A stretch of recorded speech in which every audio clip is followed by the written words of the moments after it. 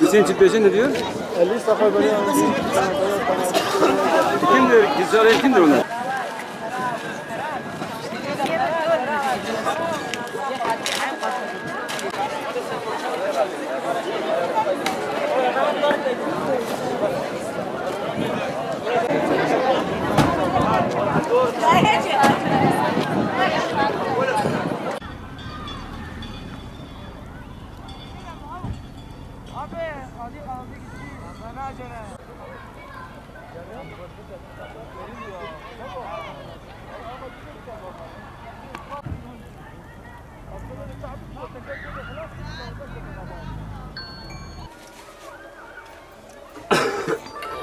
Burada var غالية. شنو ولا غادي ولا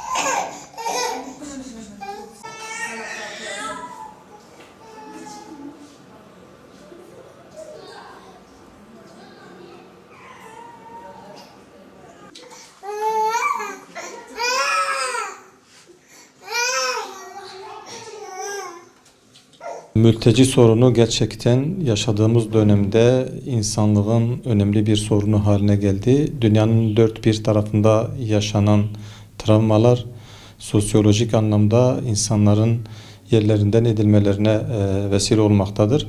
Özellikle İslam coğrafyasında Müslümanlar bu anlamda en çok mağdur olan kesimler insan sınıfında yer almaktadır. Bugün hem ülkemizde hem de yaşadığımız şehirde bu anlamda mülteciler noktasında gerçekten hem bunlara sahip çıkma noktasında ciddi bir insani yaklaşım var. Bu yönüyle mülteciler sahiplenilmiş. Bu aslında bizim İslami bir sorumluluğumuzdur. Mülteci kardeşlerimizin yerlerinden edilmiş, topraklarından edilmiş, muhacir olmuş kardeşlerimize sahip çıkmak hem insani anlamda bir sorumluluğumuzdur hem de imani anlamda bir sorumluluğumuzdur. Bu yönüyle şehrimizde biz Batman Umut Kervanı'nın kayıtlarında şu an Suriyeli, Iraklı, Afganistanlı, Suudi Arabistanlı farklı kökenden iltica etmiş, şehrimize yerleşmiş ve derneğimize yardım müracaatında bulunup kayıtlarımızda bulunan kardeşlerimiz var. Bizler imkanlarımız dahilinde bu kardeşlerimize yardım ellerini, hayırseverlerimizden gelen bağışları bunlara ulaştırmaya çalışıyoruz. Malumunuz kış geldi, kış şartlarından dolayı iltica eden, gelen kardeşlerimizin yaşam şekillerinde, yaşam standartlarında ciddi anlamda kışın soğukluğunu hissediyorlar.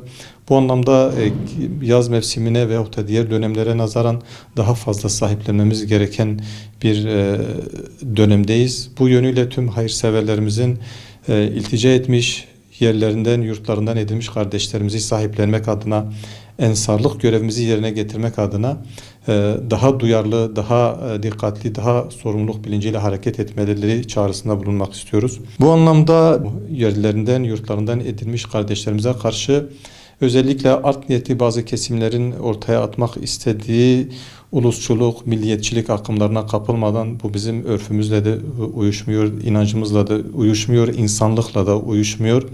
Bu yönüyle daha dikkatli, daha duyarlı davranarak gelen mültecileri, mülteci konumdaki kardeşlerimizi sahiplenmemiz gerekiyor. Onları ötekileştirmememiz gerekiyor. Onlara karşı farklı bir duygu içine girenlere yeri geldiğinde sorumluluklarımızı hatırlatmamız gerekiyor. Dönem dönem kimi kesimlerde bu duygusal duyguları depreştirmek ve toplumdaki muhacir kardeşlerimize yakınlık göstermenin önüne geçmeye çalışan, ben dış odaklı diyorum, dış odaklı kesimler hamleler yapmaktadır. Onların bu oyun ve desiselerine gelmememiz gerekir. Müslümanlar olarak bu kardeşlerimizi sahiplenmemiz gerekir. Birinci dereceden imani bir sorumluluğumuzdur. İnşallah bu sorumluluğu yerine getiren zamanın müminlerinden olmayı Rabbim hepimize nasip etsin. Kış ayları gelince hayat şartları biraz daha zorlaşıyor. Soğuğun bastırmasıyla mülteci ailelerimizin ihtiyaçları oluyor. Batmanımızda da aynı şekilde Türkiye'de olduğu gibi Batmanımızda da mülteci kardeşlerimiz var. Yaklaşık 4162 ailemiz var. Suriyeli, Afgan, değişik milletlerden olan mülteci kardeşlerimiz var. Tabii biz elimizden geldiği kadar bunlara yardım etmeye çalışıyoruz ama bu kış aylarında özellikle onların kışın gelmesiyle iş imkanı azalıyor. İşsizlikten dolayı bazı sıkıntılar, yani ufak da olsa bizim Batmanımız özelinde biraz sıkıntılar oluyor. Artı odun, kömür yakacak bu tür ihtiyaçları oluyor. Bize müracaat ediyorlar. Biz de onlara elimizden geldiği kadar yardımcı olmaya çalışıyoruz. Halkımızdan ricamız, komşuları varsa bu tür ihtiyaç sahibi mülteci kardeşlerimiz varsa odunda, kömürde ihtiyaç sahiplerine yardımcı olsunlar. Tabii mültecilere yönelik birçok propagandalar oluyor. Yani özellikle sosyal medyada mültecilere yönelik kara propaganda yapılıyor. Yani şimdi biz Müslüman bir milletiz ve Müslümanız. Bizim dinimizin gereği, nasıl ki Peygamber aleyhissalatu vesselam Mekke'den Medine'ye hicret ettiği zaman muhacirleri oradaki ensarla birleştirip onları kardeş yaptıysa, aynen İslami anlayışımız odur. Nerede bir mülteci varsa, nerede bir mazlum varsa biz ona kol kanat germemiz gerekiyor ve kardeş olarak belleriz biz onu. Bu tabi İslam'ın şiarı ve Müslümanlığın bir vazifesidir. Yani biz kendimizi onların yerine koyalım. Bugün bizim memlekette bir savaş veyahut ona benzer bir şey olmuş olsaydı, biz aynı şekilde onların memleketine gitmiş olsaydık, kendimizi onların yerine koyup empati kurarsak herhalde onların hal durumlarını, vaziyetlerini daha iyi anlarız. Onun için elimizden geldiği kadar İslam'ın şiarı olan nerede bir mazlum varsa biz ona yardımcı olmamız lazım. Özellikle memleketini, şehrini, ülkesini bırakıp gelip bize sığınan birileri varsa biz onlara yardım etmek zorundayız.